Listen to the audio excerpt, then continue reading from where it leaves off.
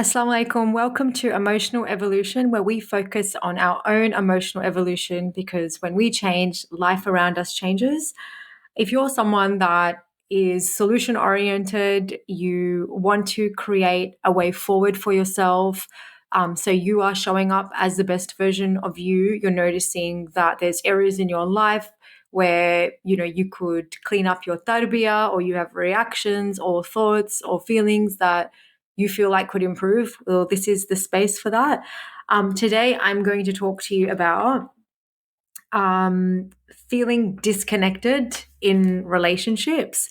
And this is a big one. Often, the relationship we hold with others is a reflection of the relationship we hold with ourselves. And I know that sounds confusing, so I'm going to break it down. I actually forgot to introduce who I am. So I'm Amira, and I have studied inner child work and relational work as well as generational trauma since 2009. And I have done it mainly from a coaching lens and some psychotherapy modalities as well. And I'm basically wanting to share this information to help support you on your growth journey, so you can have that motivation on the side and hopefully have a refreshed ear towards what you need to work on. So, as mentioned, talking about today feelings of disconnect in relationship and where that comes from. And I did mention that when we feel disconnected in relationships, it's often a reflection of the relationship we hold within ourselves and the disconnect we hold in ourselves. And I'll explain.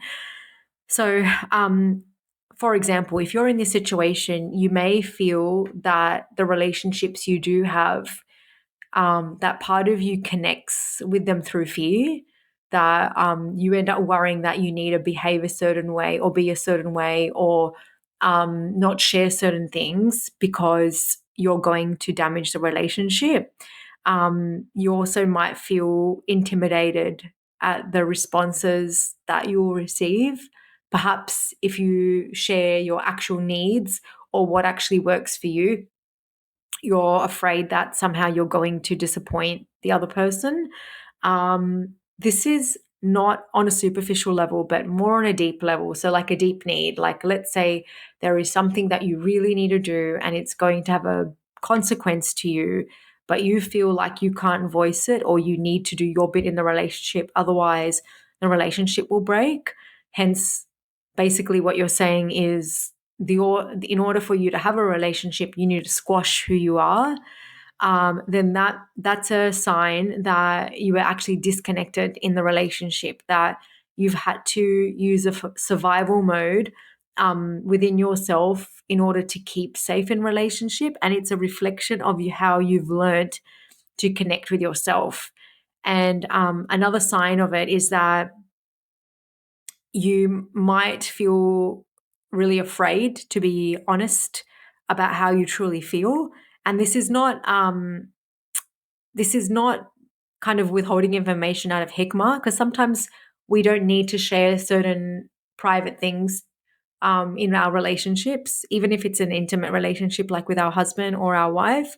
There's a hikmah to it. Sometimes we don't have to go into all of it, but this is actually withholding something that you need to be telling them because you're afraid of their reaction or their response. Perhaps you're afraid of their judgment. Perhaps you're afraid of intimidation, like intimidating comments or threatening comments that they might say, or even like disapproval that they might have. So you avoid telling them.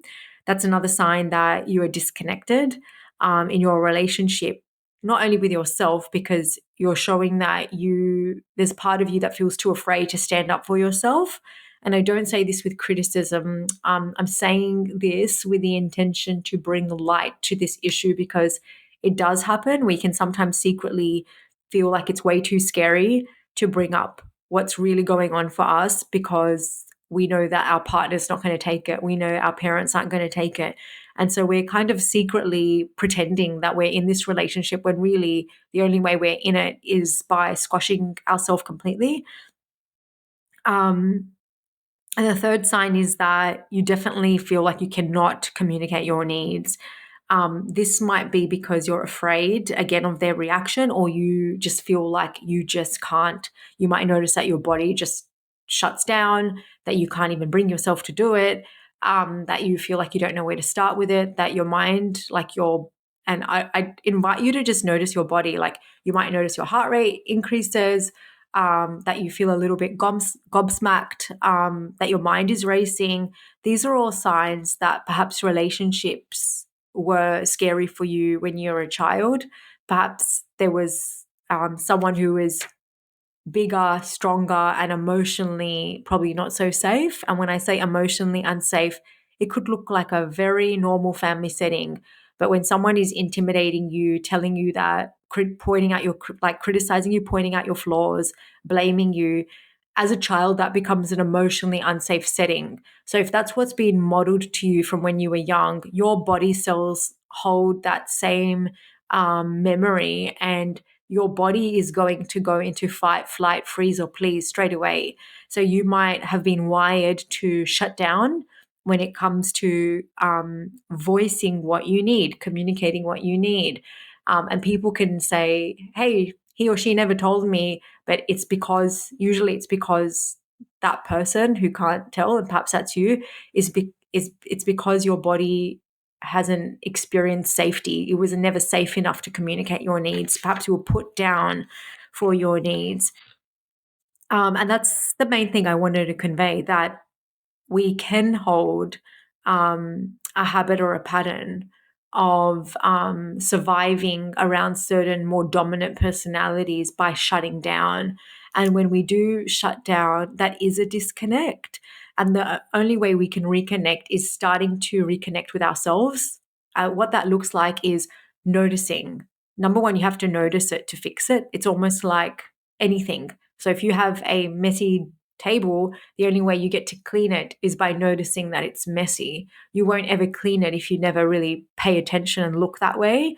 So if you actually pay attention to yourself and notice, actually, I'm constantly feeling like I'm unable to speak up. I'm constantly afraid of what to say, or I'm constantly defending myself, or perhaps I'm shifting blame. And these are all signs that I'm not feeling strong enough and safe enough to. It might be that you don't feel safe enough to allow yourself to be human. When someone's putting you down, they might put you down, and you can say, I know, and I recognize that. I recognize I didn't do this or didn't do that, and it's because I am human.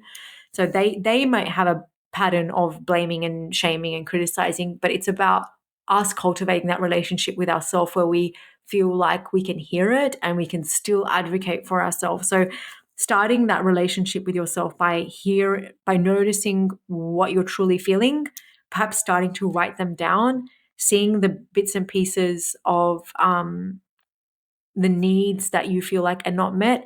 And often they're not physical needs, they might not be tangible physical things. People often get so confused when they get help because they will say, oh, but I've got everything I want. You may have everything you want, but there's so many studies on humans and human behavior that often people don't need a lot of things. They actually need their emotional needs to be met. And we cannot kind of dump that responsibility on another adult. When we have become an adult, we actually need to learn the tools of how do we meet our own emotional needs. And then when we're in a relationship, how do we advocate for our emotional needs? Because no one's going to know us how we know us. So um, the whole intention for like this information on this podcast is for us to gain some awareness about how we function. What are we made out of in terms of our emotions and our emotional needs and our habits and our patterns and our traumas, and how do we manage all of this so we can step forth strong and calm and understood within ourselves and in our relationships. And the only way that's going to happen is if we start developing a really healthy relationship with ourselves by noticing what's not working, having ideas of what could work, and doing some healing work around ourselves so we can cultivate that healthy relationship with ourselves. I hope this makes sense to you. It is just the tip of the iceberg. So I don't expect anyone to completely understand what I've said because there's just so much more to it. If this is something that you've enjoyed, please comment and ask for more, and I will deliver more information around this topic. Specify what you want to hear, what you want clarity with. I know it's not all clear because there's so much to it, but we need to start somewhere. So I hope this has helped. And if it has, please share and subscribe. And inshallah, I will see you next week. Assalamu alaikum.